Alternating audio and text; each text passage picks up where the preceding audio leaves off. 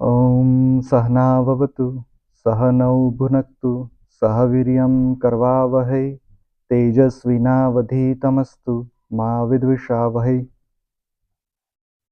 Everyone, Shubh Deepavali. Uh, for us Gujaratis, it's a new year, so Happy New Year. Who celebrates that?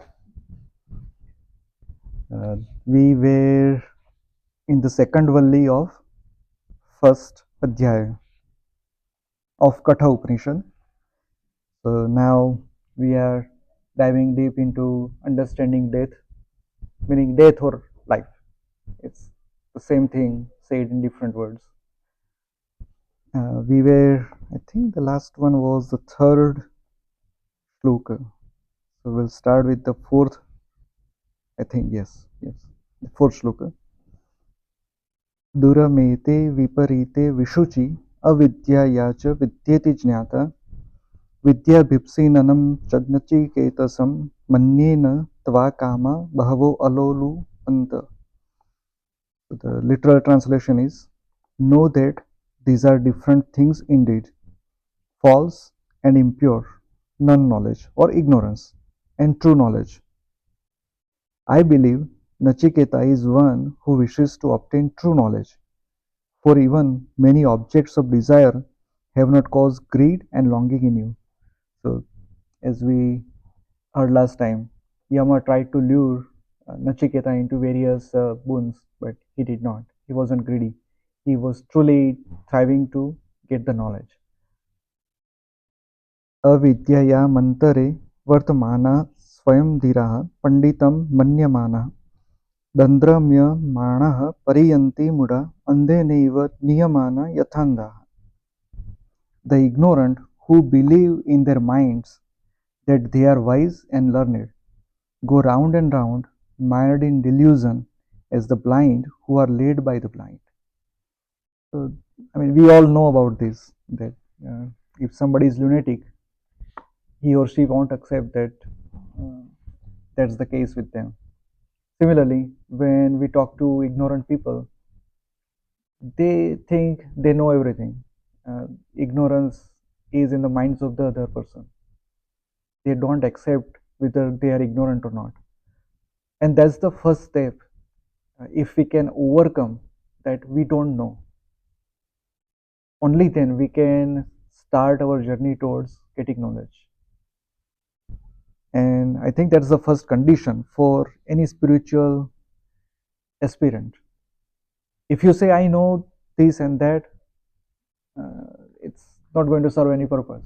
But if you start with saying, I don't know, that's the first condition that will take you to the next step or the first step. And Yama lightly acknowledged that here. न सांपरायः प्रतिभाति बालं प्रमाद्यन्तं वित्तमोहेन मूढम् अयं लोको नास्ति पर इति मानि पुनः पुनः वर्षमापद्यते मे. The hereafter does not reveal itself to the childish, foolish one who is intoxicated with wealth and delusion. There is no world other than this, he thinks, and he falls again and again to my realm. Now Yama is saying, the ignorant or childish or foolish, these are the words used by Yama, who is intoxicated with wealth and delusion. So wealth, we all know, nasho is the word we use, or intoxication in English, but that word, it's not only related to drinking something, it's with wealth, and I would say position also. Once somebody achieves wealth, then the very next step is position, mana and pratishtha. That is also intoxication. So once wealth is achieved, once fame is achieved, people don't go beyond that. It's kind of a boon. I mean, if somebody is wealthy, and if somebody cannot look beyond or go beyond that wealth, that means that boon has turned to be a curse, and it is childish or foolish. And Yama says, that guy, that person will be in my realm again and again. So it will be trapped, that person will be trapped in this realm of death, meaning our physical world. And many a times we have found that people who are more materialistic, people who are more into pursuing wealth only, wealth is not bad at all. If you look at Vedas, many a times rishis ask for Aishwarya, be it spiritual, be it subtle, be it physical, but they thrive for wealth and Aishwarya of everything. But they don't stop there. For them, they are just the means, tools. If we are wealthy, if let's say somebody, a poor person, does not have money to buy food, then his very next goal is to earn sufficient to have meal 2 times, 3 times, and feed his or her family. And for them, learning Upanishad doesn't matter. They don't care. Their first goal and topmost goal is to earn. People who are good enough, they have wealth, they have money to feed their family. The next thing is good house and good clothes, cars, or some basic necessities. After that, wealth doesn't stop there. Somebody would think about, this car versus that car. Somebody would think about this car versus private jet. I mean, it doesn't stop anywhere. But if we think we have sufficient wealth, we can spend some time at least in understanding or questioning who I am. Do I know? At least if we are on path to understand that question, then whatever wealth we have done justice. That's a boon to us because we don't have to worry about earning. At least one thing is taken care of. So wealth is boon. But if we stop there, we think this is it. There is nothing after this life, and we indulge into just materialistic world. Then Yama says you'll be coming back and again. You'll not be liberated.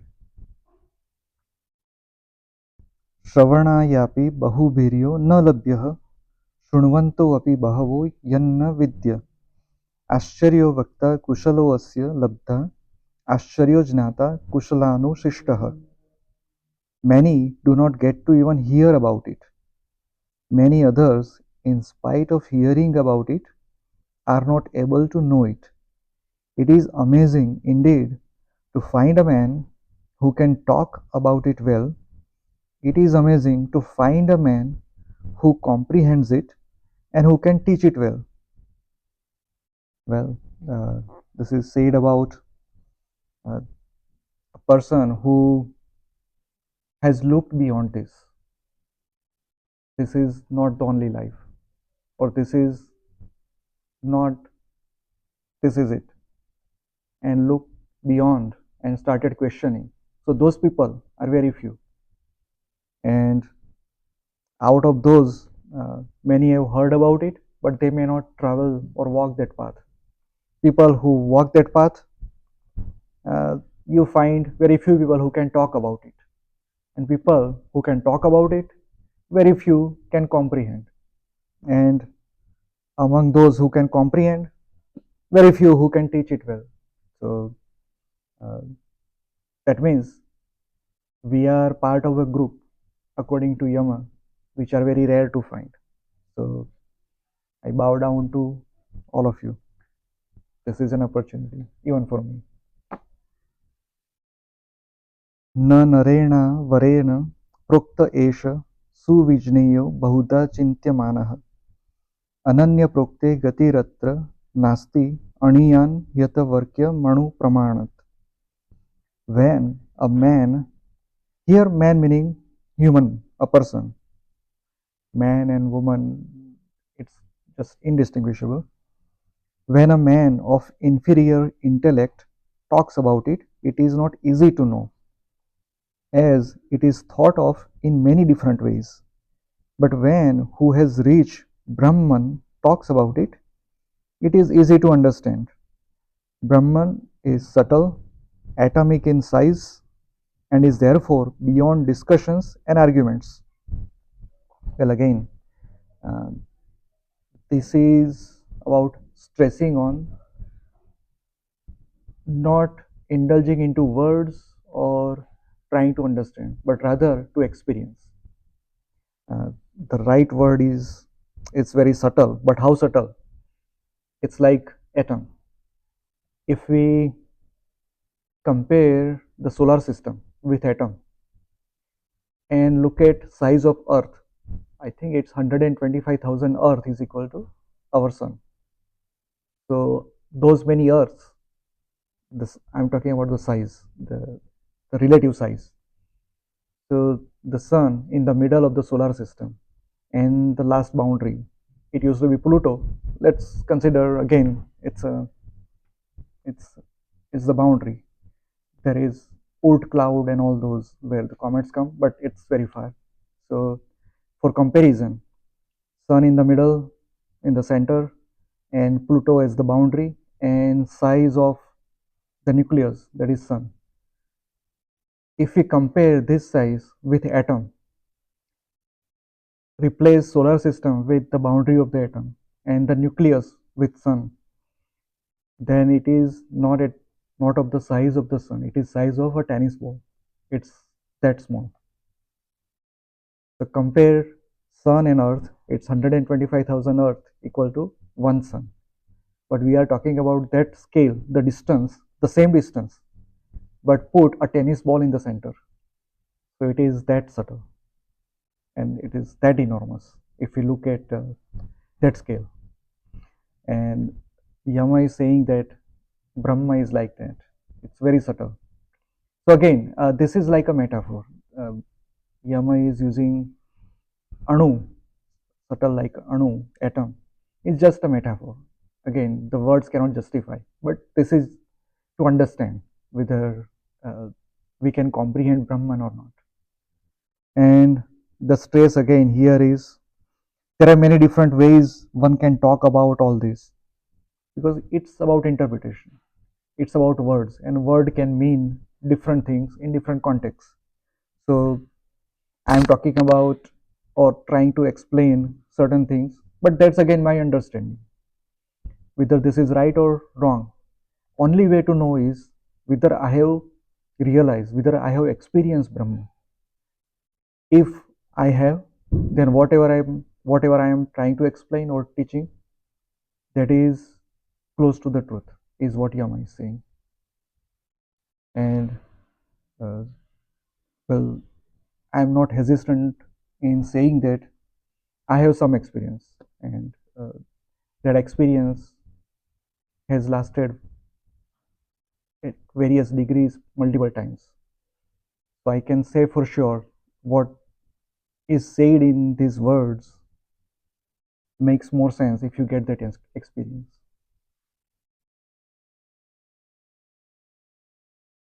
नैषा तर्केण मतिरापनीया प्रोक्तान्यनैव सुज्ञानाय पृष्ठ यां त्वमापः सत्यगृतिर्बतासि त्वादृन्नो भूयान्नचिकेतः पृष्ठा.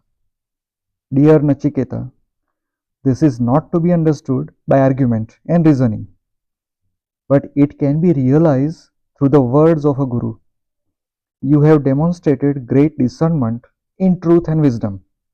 I wish we had more like you. See, this is realm of Yama, realm of death. But Yama says, I wish there were more Nachiketas who could be free from this world. Because then Yama would work as a guru for those people. And Yama would like to do that. That's what he is stressing. That a guru can teach this rightly. You are the worthy Shishya, you are a worthy disciple. And I'll be happy if I find more Nachiketas. So this is a teaching for us too. Let's try to be like Nachiketa, simple, straight, without any complexities in mind, in life, and try to thrive for the upper knowledge. जानाम्यहं शिवधिरित्य नित्यनं ह्यध्रुवैः प्राप्यते हि ध्रुवं तत् ततो मया नाचिकेतश्चतोऽग्निः अनित्यैर्द्रव्यैर्हि praptavanisma nityam. I know that material treasure is transient. The eternal cannot be obtained through transient means. Therefore, Nachiketa, I have surrendered all perishable wealth unto the fire of my consciousness, and thus have obtained the eternal. Now, I think we talked about this. Uh, whether it is the Agni, the real Havan, Homa, that physical Agni, or it is within our Guhya, that is Atma Agni. Here clearly Yama says that the material world or materialistic wealth is perishable, it's short lived, transient. But what I have achieved, eternal, is how? The process is I have surrendered all perishable wealth unto the fire of my consciousness. So that is our Atmagni. What is within our Guhya, within that subtle realm within ourselves, that Agni, surrender everything to that, all of our wealth. That means accept everything that comes into our life as a blessing of Brahma, tena tyaktena bhunjita, and use it as if you are experiencing it on behalf of Brahma. Brahma is trying to experience that through you, and that is the biggest havan, that is the biggest homam that we can do. And once we do that, we become eternal. Life and death is just the words, it doesn't matter. So this is the process, and Nachiketa is worthy of doing that, and all of us who become like Nachiketa. कामस्याप्तिं जगतः प्रतिष्ठां क्रतोरानन्त्यमभयस्य पारं स्तो मम हदूरौ गायं प्रतिष्ठां दृष्ट्वा धृत्याधीरो नचिकेतो अत्य साक्षिः. The end of all desires, the foundation of the world, the infinite rewards of action, and the other shore where there is no fear, the one that deserves great praise, the immense foundation. Having seen all this in your wisdom, O wise Nachiketa, you have renounced everything. Again, these are the qualities one must possess. And Yama is saying, end of all desires, whatever the foundation of this world. So we always thrive for something materialistic, that I must have this many dollars in stocks and savings, and I must have this much gold and diamond and all that. My son and daughter has to be in that position and be doing this and that. And for us, we must get that position or this position. But if we do it all on behalf of Brahma, that means we are doing it, but result of that is given to Brahma or Krishna, and we experience all that on behalf of him. If we can create that awareness in ourselves, that is the ultimate thing, the infinite reward of action. We'll be free from that reward meaning the result of our karmas. So if we do karma on behalf of Krishna or Brahma, that is one process. Other process is, if we are not aware while doing that karma, then always offer the result to God, to Brahma, to Krishna, whatever form we like.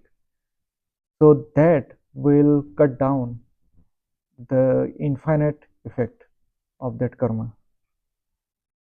And the other shore, where there is no fear. Again, this is not physical in nature. Once we cross that bright light and reach the ultimate, that experience, then there is no fear of death, there is no fear of anything else, because the biggest fear in the world is fear of death. Even if we admit or not, that is the topmost fear we all have. We are ready to die, we say that. But again, in certain conditions. In the rest of the conditions, we fear death. Okay, we must do this and that. We create all the things that we want to achieve in life because we fear death, that one day will be gone. So before that, we want to achieve this. But once we reach this other shore, which is within our Hriday Guha or Guhya, when we cross that boundary, uh, on the other shore, there is no fear because there is no death, there is no birth. And Nachiketa, he has seen all that. Now, the transition between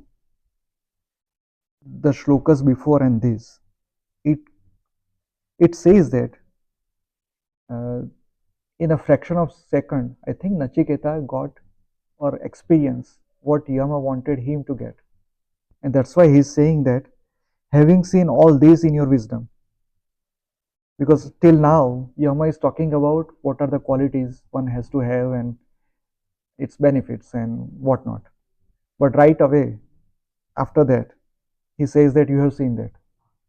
So between these two shlokas, I think Nachiketa got that experience, whatever he wanted to have. Yes.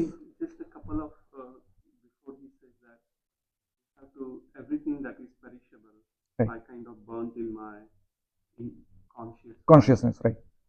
and I think perishable is also our beliefs and Right. everything like we have been talking about knowledge, how knowledge is a problem. Right. I was um, reading that Tao and it says that scholars learn something every day, Right. masters unlearn something every Every day. day.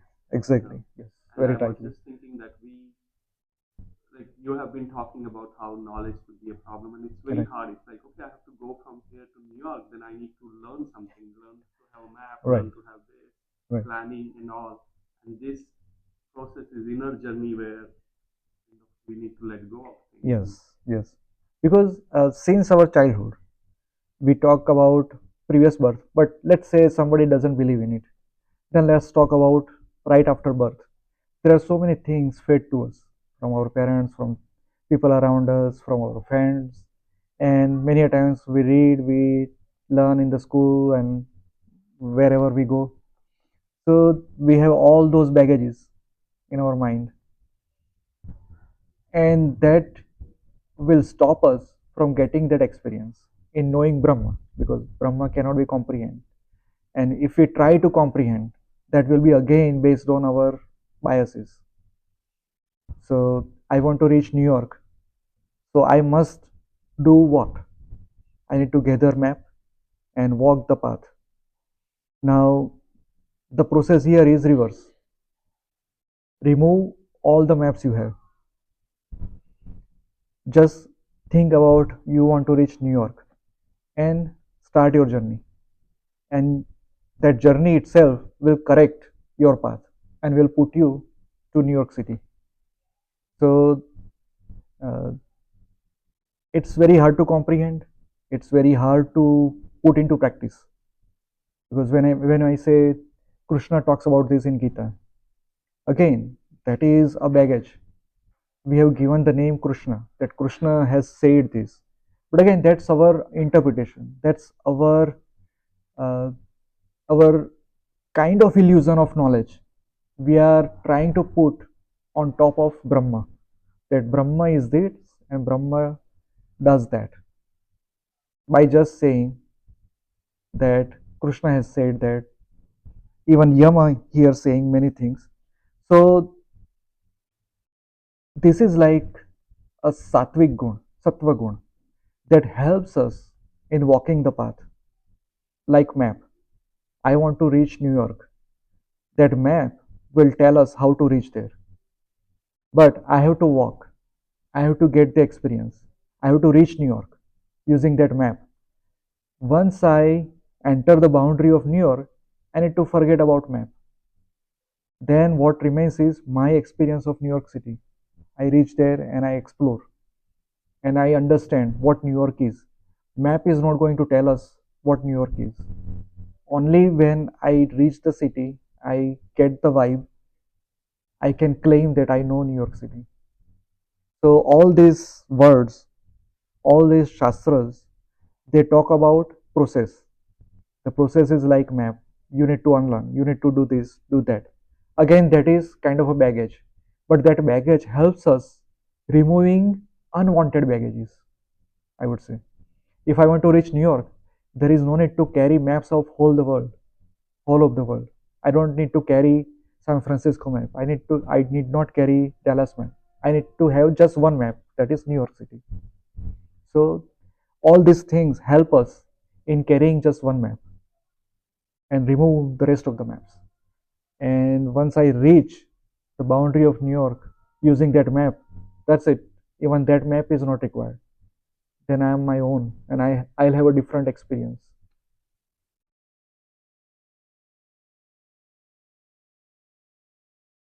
Even experience, we cannot say who saw that experience or who experienced that, because the very basic question is, who am I? If I don't know who am I, what is that I, ahamkara? If I don't understand that, who is getting that experience? Again, that creates a baggage in myself, in my mind, because whenever mind comes into picture, it can create any delusions, and that will prevent me from getting a reality. So very hard to put into words and to teach or understand, but Yama has blessed, all the great rishis have blessed, Krishna himself has blessed in Gita, that use this tool, use this path, and that will help you in getting razor focused to your goal. So at least uh, we know for sure this will help us. And everybody has different words to use in experience, but experience remains the same, because it's about reality. Satyam Haiva Brahma, one of the Upanishads talk about it. So whether Brahma is Satya or Satya is Brahma, it's the same thing. And reality remains the same, no matter what you say. So you can describe it differently because we are all blinds. Blind meaning we don't know the reality of Brahma. We talk about it, right? But do we experience? There are trillions and trillions of atoms in our body, but do we experience them? So till then, whatever we claim are our words or somebody else's words we are using. Once we know for sure, okay, I have experienced this atom and that atom, then I can say yes, it is truth. But my description again would differ from you, though reality remains the same. Rishis have seen Brahma, experienced Brahma, but their words might be slightly different depending upon their own baggages. But that helps us. They are like tools us to equips us with certain knowledge to walk along the path. Uh, I have seen that Bhakti movement from 15th or 16th century. There are a lot of bhaktas who were born throughout India during those times. Everybody talks about bhakti and test they have gone through to realize the truth. But whenever they were one with their reality, uh, they all experience the same thing, I would say. And they described in various padas or bhajans or many different processes. And even today, we find, actually, we are blessed that those were the people who kind of gave us shortcut to realize Brahma. But that shortcut is the hardest one. Even though we say bhakti is very simple, but following that, it's next to impossible. Mira had to take poison. Mira had to roam around everywhere except her own family and living with them, and they could not accept her. I mean, she had to walk very hard path throughout her life. Even one story, when she reached Vrindavan, Jiva Goswami was there, and um, Mira wanted to meet him, but Jiva Goswami said, "No, I don't meet or see uh, a nari, female. I won't meet you." Then Mira says, "I thought Vrindavan there is only one male, Krishna. The rest are females." And Jiva Goswami realized, oh, what she talked about. And then he meets her. So such were the people. Uh, but to reach that state, Mira had to endure a lot of things. So are we ready to do that? Probably not, because we are living too comfortable life, too much comforts. So unless we are ready to give up all the comforts and ready to embrace just God, nothing else, then that shortcut is for us. Otherwise, we have to resort to other methods. And for that, Upanishads are the best tools. But again, they don't teach everything clear cut in straight words. So for that, Gita, Bhagavad Gita contains essence of all the Upanishads in 700 shlokas. And again in Gita, people kind of try to remember all the shlokas, all the mantras. But what is the real meaning behind that? Like there is Kriya Yoga mentioned in Bhagavad Gita. There are different types of havans. There are different types of uh, rituals that we can follow every single moment of our life. All these are written or given in Bhagavad Gita. But do we follow that? We one can't do that. Then Krishna says, simple thing is surrender. Do all the karmas on behalf of me. Even if you can't do that, do your karma. But then surrender all the results or benefits or whatever losses you have to me. I'll take care of you. Even if you can't do that, at least try to study. Study meaning what is happening within you, around you, and that will take you to a path. So here, very simple process is be Nachiketa, be simple, straight. Don't try to uh, unnecessarily create complexities in life or thoughts, and that fire within us will take care of burning all the bondages of karma and will take you to the path of Brahma.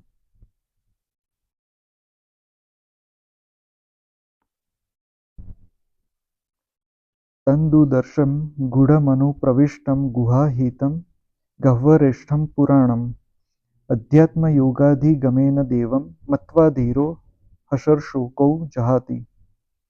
The Supreme One, who is ancient, difficult to see, who is unfathomable and concealed deep in a secret cave within us, who dwells at the bottom of a fathomless abyss, who is the Lord of study and yoga, having realized that Lord, the wise one renounces joy and sorrow.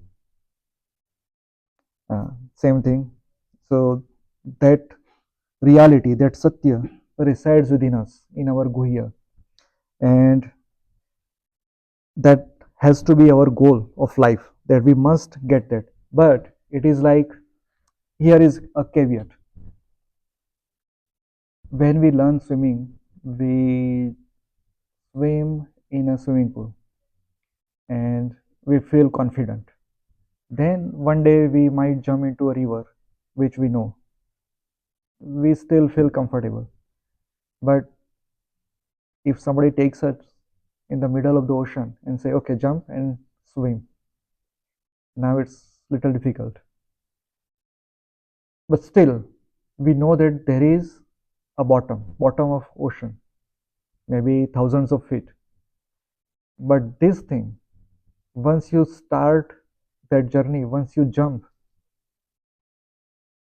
there is no bottom. That means you are gone forever. You might feel frightened, but once you start that journey, it is not up to you. So be ready. I think this is kind of a caveat that there is no bottom.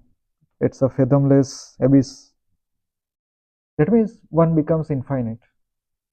Once we start our journey, our mind, once it goes out of the baggage, whatever it feels, it's infinite, it's eternal. And mm, Swami Vivekananda had that experience. He described it when he met Ramakrishna Paramahansa for the first time in life. Uh, he was very logical and reasoning, and he was questioning God. You are talking about God, but who is God? Who knows about God? Who has seen God? So Ramakrishna put his right thumb of the foot, right foot, on his chest, Swami Vivekananda's chest, and he stayed in that state for I think couple of hours. Others tried to wake him up, and Ramakrishna said, "No, let him have that experience." But then Swami Vivekananda kind of screamed after a certain time because he was frightened. He said, "Where is my body? What am I seeing? What am I experiencing here? I don't feel anything, and it's like there is no bottom here. Where am I going?" So he was frightened. Then Ramakrishna said, "Okay, this is enough. When it is time for you to experience again, you'll get that. Till then, do your work." So this experience is like that. Once you are in that, there is no boundary of any sort. There is no time boundary, there is no physical world boundary, there is no body, there is no mind, nothing.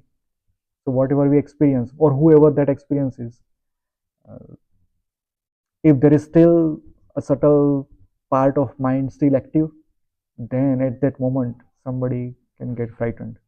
Or when that experience, from that it comes back to the physical world, that coming back passes through the first step is our mind starts coming back to its senses, like waking up. When we sleep, whatever we feel we don't know, but when we start waking up in that half sleep, we kind of sometimes see dreams. We see dreams, we experience those dreams. So we kind of have both the experiences, physical world as well as dream world. Like that, when we come out of that infinite experience, one moment in that boundary when we have both the worlds known to us, at that time we can get frightened by that experience. And that's why it is important to have guru, and guru can guide us through all that process. So this infinite experience that they started with, when what's the context here? How did they enter into this infinite experience? He was talking about how to live, how to experience and have Brahma experience through you, and give the Right. fruits to Brahma and all that. So how did we get into So the third boon, right? yeah, this is the third one. So the third boon is knowledge of that. And Right, that right. So so far I'm saying in the past two, right. three verses, he was talking about how to live and all No, but here uh, it talks about, "I have surrendered all perishable wealth unto the fire of my consciousness, and thus obtained the eternal." So in this one sentence, Yama explains all that. But how can we do that? How can we surrender all of our perishable things to the consciousness? So we first need to know what is consciousness, and that's why I said in previous sessions that following Ashtanga Yoga prepares us for this. Yama is the first step, right? In Ashtanga Yoga. Even some of the Upanishads talk about Shadanga Yoga, not Ashtanga. For them, asana and pranayama are the same thing. Like that, they have 6 steps. So Yama and Niyam, that is also one. So if we do penance and processes in the physical world, that will take us to the next step. If we do asana and pranayam, that will make us more experiential, will prepare mind and body. Then we start with pratyahar, right? All the senses, take inward. Then dharana, meaning imagine there is something and what. So that is described here. Try to do dharana in your heart, not the physical heart, but the center, rib cage, where the rib cage meets. So try to see light. So that is dharana. Then you start dhyan, right? And when you try to focus on that dharana, you ultimately go through the steps to samadhi. So then you are with this consciousness, and in that consciousness, surrender everything. So सब कुछ तेरा है, मेरा क्या लागे. So if you do that, then that is the step, that is So the he's process. talking about when we enter Into that like state, samadhi state. right, right. And in that agni, burn everything, and then we can get to be uh, knowing Brahman and eternal state. But there's no coming back from samadhi. Uh, there is coming back. There is coming back. There are two different categories people talk about, meaning the rishis and many acharyas talk about two states or two groups of people. One group, once they are in samadhi, that samadhi experience will make sure that they don't live longer, not more than 21 days, because they are not ready to keep that experience forever. So those people die within 21 days. And another group, they are called Ishwar Koti. They are like Ishwar. So those blessed ones, they live as much as they want after that. And those are the people who teach us what this is. Because people who are taken out of this world, this realm, they don't live much longer. So they'll be in that state, come back, again go back to that state. So whenever we see people going into that bliss, it's dhyana, not samadhi. Samadhi, they just touch samadhi. They don't really go into that full state. They are uh, the boundary I'm talking about. They are at the boundary. They know the boundary. So that is touch of samadhi. They don't go beyond that. Once you go beyond, then that's infinite, and then it's not in your hands anymore. Uh, we just talk about Swami Vivekananda and Ramakrishna Paramahans. So Ramakrishna Paramahans, he he could go into that state anytime, and he would stay there for as long as he wished, and he would come back. He started having this experience, I think, at the age of 16 or 18, when he saw those birds flying in the dark clouds when he was walking along the farms. So he saw that, and he started getting that experience. So till his death, 49 years of age. So he was definitely Ishwar Kuti. That's why he lived longer. But Swami Vivekananda, he wasn't Ishwar Kuti because he was said to be a Rishi. So when he had that first experience, Ramakrishna did not took him all the way. When he was frightened, he realized, okay, come back, don't go further. And uh, I believe, true or not, nobody knows. But when he again go back to that experience at the age of 38 or 39, he did not come back because till then he did not have any other experiences. Or at least in his biography, nobody mentioned that after that first experience, he again had that experience. And so when he passed away in the morning of 4th of July, uh, he was said to be in that state. He lied down, but before that he was doing dhyana. So probably he went back to that state, infinite state. So it was, that's it, last time for him. So, so if we are, yes, yes, actually it's not up to him afterwards, because he was definitely not Ishwar Koti. Otherwise, he would have experienced and stayed in that. But we know from life of Ramakrishna that he used to be in that state many a times. So he was definitely Ishwar Kuti, and he could get that experience to others. But I haven't heard anybody being disciple of Swami Vivekananda who had that experience. He used to give Diksha in the name of Ramakrishna Paramahansa, not as if he is the next guru and doing that. So that is the difference we can say. But many bhaktas, Mirabai, great example, Andal uh, in the Karnataka region, I think. Uh, they were even in Maharashtra, uh, Tukaram, Namdev, those the saints. They had those experiences many a times, and uh, Mirabai did not have any disciples, or at least she did not start any tradition. So when she had that experience, she merged with Krishna in Dwarika. That's what is said. So maybe that was the last time for her when she had that profound experience. So I haven't heard anybody else. Surdas, yeah, Surdas also, yes, yes. He could see Ram. He could see. Uh, Raman Maharshi. Yes, yes, Raman Maharshi. Yeah, that's a very recent example. So he was definitely Ishwar Koti. That's why he could stay in that state for days and days.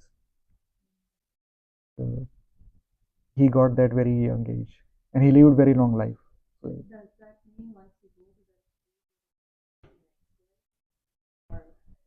for them, it doesn't matter. God realization again is the first step, but whether you want to uh, jump into that bottomless abyss is up to that person or guru or Brahman itself. Um, That's the fear of that. We say, oh my God, in 21 days I'm going to die. Do I want it or not? That's the fear of that. Yes, yes. But you are jumping is different. Yes. Once you want to jump, whatever happens, be ready. I mean, that means we overcome that fear. We conquered it. There is another way of experience. There is an experiencer and there is something being experienced. Like that's our observer and something that being observed. Observe, right. And adVyAya is it's one. And that it means it's just being there's just observation going on. There's Right. no observer and something being observed. And then who is dying? Nobody's dying because it's just a process of observation. Correct. Look at Chiranjeevin's Hanuman, Veer Hanuman. It is believed in any Siddha Yoga tradition, even Nath Sampradaya, they all believe. Yeah, just 1 minute. That Hanuman is their first guru, and who taught Hanumanji? Sita Ma, because Ashta Siddhi no Nidhi ke data, Asbar din Janki Mata. So Sita was Hanumanji's guru, and who was guru of Sita? Ramachandra, because that is written in Valmiki Ramayana.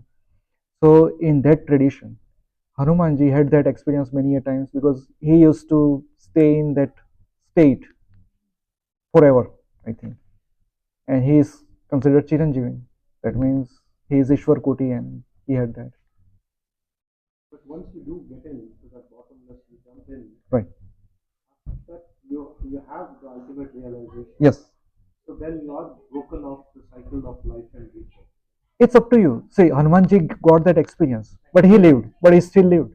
Right. But after that, like you think again, I mean, not for Hanumanji, but Right. let's say Ramakrishna. He didn't come back. Yeah. Right. So no reincarnation after that. I think. Yes. Yes. Realization has exactly. Exactly. So usually people don't come back, but some may stay. And Ramakrishna said it is like a banyan tree. Banyan tree gives chaya to all those that come under it. So be like banyan tree. Some choose to be like banyan tree, and some just take that seed. That seed is burnt, be done. So they don't want to grow back. Whatever happens, it's up to that Ishwar Koti person. But mostly, you are right. I think 99% all they just get depleted. They don't come back because they might find this materialistic world too mundane for them. They don't want to come back. They want to be in that bliss, that state. And for some, even Mahatma or Babaji, I heard, because he is said to live for more than 2000 years, right? So they might have chosen this path that okay, we'll stay here, and for us it doesn't matter. We'll be in that state forever. I'm Hanumanji also, and we'll teach whoever comes to us. But when they come back from that Right, right. whenever they eventually choose to Correct. expire, then they will not come back again. Yes, they won't come back. Uh, Is this in Tibetan Buddhism? They think that its main teacher, he doesn't attend because he wants to come back to teach. yes, yes, because for him or her, what to teach, Lama, like that. The Right. Lama, right? Yeah, Lama. Yeah. Lama. So they basically, the Dalai Lama, Right. they said that's the lineage where they don't completely attend because they want to come back to teach. Right. Till last person is attend, they will teach. Right. I don't know if it's story or not. Yeah, many different traditions. Yeah. Even Buddha, right? Because he did achieve that and he came back to teach. Yes, he realized and then came back because that's why he is considered Ishwar Koti, right? So Mahavir also, the 24th Tirthankar. Yes, there are many enlightened people who chose to come back. That means they are Ishwar Koti. So here Yama was talking about when we attain that state. Right. So after attaining that state, we are in infinite. That means the mind is gone. But he is talking about that fear, right? It is bottomless abyss. That means when we come back from that state, then the first step, mind comes back, becomes like out of sleep, half sleep, but out of sleep. So at that time, one might realize, oh, I'm in that. So it can't be. So we can end here. पूर्णमदः पूर्णमिदं पूर्णात् पूर्णमुदच्यते पूर्णस्य पूर्णमादाय पूर्णमेवावशिष्यते. ओम शांति शांति शांति।